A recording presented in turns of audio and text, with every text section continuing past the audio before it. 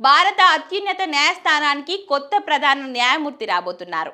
November 24వ తేదీన ఆయన ప్రమాణ స్వీకారం చేయనున్నారు. దీనికి సంబంధించిన ప్రక్రియ దాదాపుగా పూర్తయింది. ప్రస్తుత ప్రధాన న్యాయమూర్తి జస్టిస్ బిఆర్ గవై మరో నెల రోజుల్లో పదవి విరమణ చేపట్టడంతో ఈ పరిణామం చోటు చేసుకుంది. నవంబర్ 23న గవై పదవి విరమణ చేయనున్నారు. ఆ తర్వాత సుప్రీంకోర్టు ప్రధాన న్యాయమూర్తిగా జస్టిస్ సూర్యకాంత్ బాధ్యతలు స్వీకరించనున్నారు. ఈ మేరకు గవై ఆయన పేరును కేంద్రానికి అధికారికంగా సిఫార్సు చేశారు. నెల రోజుల్లో గవై పదవి విరమణ చేయాల్సి రావడంతో కేంద్ర ప్రభుత్వం ఈ నెల 23వ తేదీన తదుపరి సిజేఐ ఎంపిక ప్రక్రియను చేపట్టింది.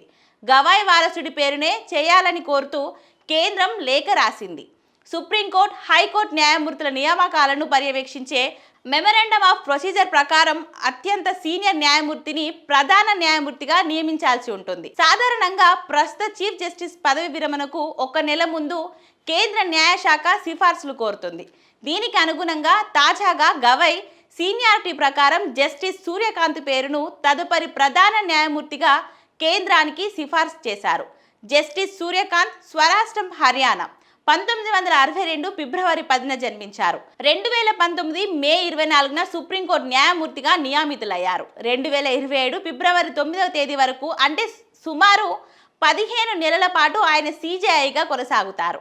న్యాయ వృత్తిలో 2 దశాబ్దాలకు పైగా అనుభవం ఉంది. వాక్ స్వాతంత్రం, సమానత్వం, ఆర్టికల్ 370 రద్దు వంటి అనేక కీలక అంశాలపై చారిత్రాత్మక తీర్పులు ఇచ్చారు. వారసత్వ రాజద్రోహ చట్టాన్ని నిలిపివేసిన బెంచ్లో ఆయన సభ్యుడిగా ఉన్నారు. బీహార్లో ఓటర్ వివరాలను వెల్లడించిన ఎన్నికల సంఘాన్ని ఆదేశించారు. బార్ అసోసియేషన్లో మహిళలకు 1/3 రిజర్వేషన్ కల్పించాలని తీర్పునిచ్చారు. పెగసస్ స్పైవేర్ దర్యాప్తు 2022లో ప్రధాని నరేంద్ర మోదీ పంజాబ్ పర్యటనలో భద్రత లోపం, రక్షణ సిబ్బందికి 1 ర్యాంక్ 1 పెన్షన్ పథకం వంటి కీలక కేసులను విచారించిన బెంచ్లోనూ జస్టిస్ సూర్యకాంత్ ఉన్నారు.